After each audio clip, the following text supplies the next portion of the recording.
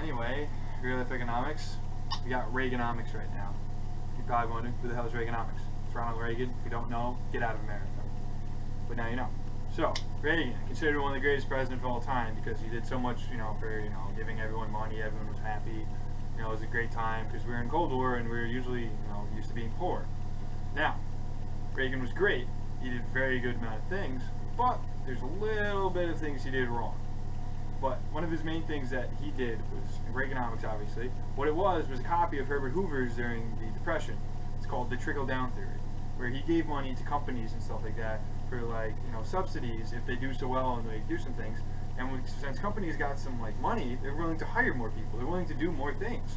And obviously, this is what was good about it, because companies were a little hesitant on taking the money. They didn't really want to spend it. They kind of wanted to hold on to see how the market was going to work out. And that's what they were doing with Hoover. He thought private companies were going to get them out of the Depression. Obviously, they would have. Ultimately, World War II saved us. That's what happened. Private companies started building weapons and stuff in mass production. Now, we're going to look at two little numbers that we found. The biggest numbers of why Reagan was so popular. Now, we're going to look at this. The unemployment rate was at 10.8% at its highest after 2 years of Reagan being president. Then, by the end of it, it went down to 5.4%, cut in half. One of the lowest of all time. Maybe even if the lowest. I'm not sure. I haven't looked that far into it. And another thing that was really good was the income per family. It's about a 3 to 4 person household. It went up $4,000 for the whole income. And back in the 80s and stuff like that, early 80s as well, that's a lot of money to be, get. $40,000 per house is a lot. You say you make $40,000, you get $44,000. That's a really good amount of money you're sitting there making per person and stuff.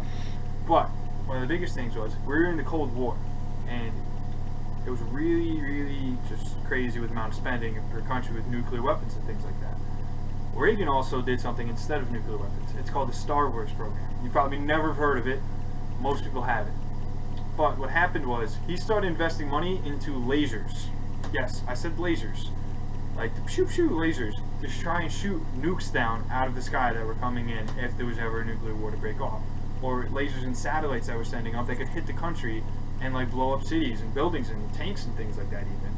Now, that money spent was a lot of money. We're talking billions of dollars spent on this program that ultimately got scrapped. Completely done with. We are kind of using it today, not really, because we're developing some lasers and laser guiding things, but he wanted ultimately a laser as a weapon, like Star Wars. Obviously, it hasn't worked out yet, and it's been over 20 years. Now, what happened, the big thing what happened was national debt. It went up from $9 billion when he started to $2.8 trillion. This is when we started to climb that debt and get it ultimately at its highest. That's a lot of money. You go from $9 billion to $2.8 trillion just on stupid spending like that. That's over triple the amount of money. Reagan was a great president. He did many great things. I know you get a lot of hatred if this ever goes up on Mr. Chenard's site from a lot of Republicans and people who like Reagan. I'm sorry. These are the stats. I don't control them. He did. God rest his soul. Thank you.